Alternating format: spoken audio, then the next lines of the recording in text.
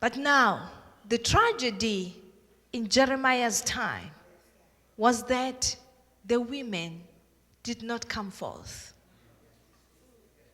They didn't come forth. And instead, what you find, they continued to worship idols. They even said to Jeremiah, we are not going to stop idol worship. We're going to continue. And what happened was Jeremiah took a lament. He's the one who cried. He's the one who wailed. He said, Lord, I want to wail, and I'm crying, and I won't stop crying because the women of Jerusalem are even eating up their own infants. Because they refuse to wail. They refuse to take heed of the call.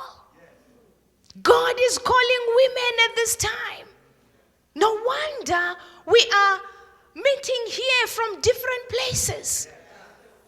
This is a prophetic move of God which is saying, I am crossing boundaries. I am no longer interested in territories. I want women to come and be one thing because my world is about to be destroyed, and so I want them. I cut across from Africa to America to India to Thailand to wherever, to Australia. God says, call me women. Let them come in their numbers from wherever. Why women? Is because women have no agenda whatsoever. When you tell them a task is at hand, they will attack it. They even forget about where they come from and what is going on. Have you seen how women organize themselves? Just, you will find them helping each other. When a baby is sick or something is happening, whether it's in the plane or wherever, we forget about where we come from. We simply say, you know what, did you try water? My mama told me that we must take this and mix it and put it together here and there. These are women. Women don't bother about where you come from. They say, what about your mascara? Lend me yours. Let's use it. These are women.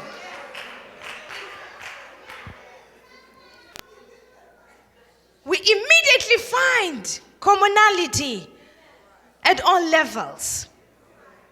But now, why women? Why women? What is so special about women? Why God should say, call me women when I'm in trouble? Why doesn't he say, call me men? What's so special about a woman? Yes. When God created a woman, when we go back, take a rewind to Genesis, what was happening there? In Genesis, we have this beautiful story about how God decided to make and create a woman. Here he is. The Bible says, spiritually, God created them both. As he says in chapter 1 of Genesis, verse 26. He says, then God said, let us make man in our image, in our likeness, and let them rule over the fish of the sea and the birds of the air, over the livestock, over all the earth, and over all the creatures that move along the ground. Verse 27. So God created man in his own image. In the image of God, he created him. Male and female, he created them. Then God blessed them and said to them, be fruitful and increase in number.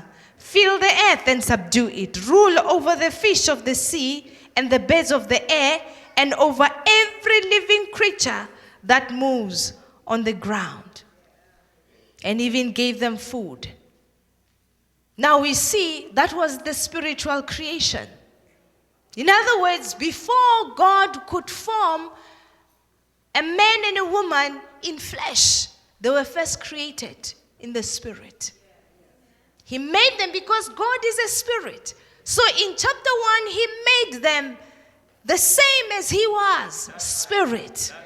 So they were spirit. And with that making of them as spirit, he gave them authority. And the authority is equal. The same, exactly. Because he created them, he made them, and after creating them, then he told them both, be fruitful, multiply, subdue, rule, both. So in the spirit, it was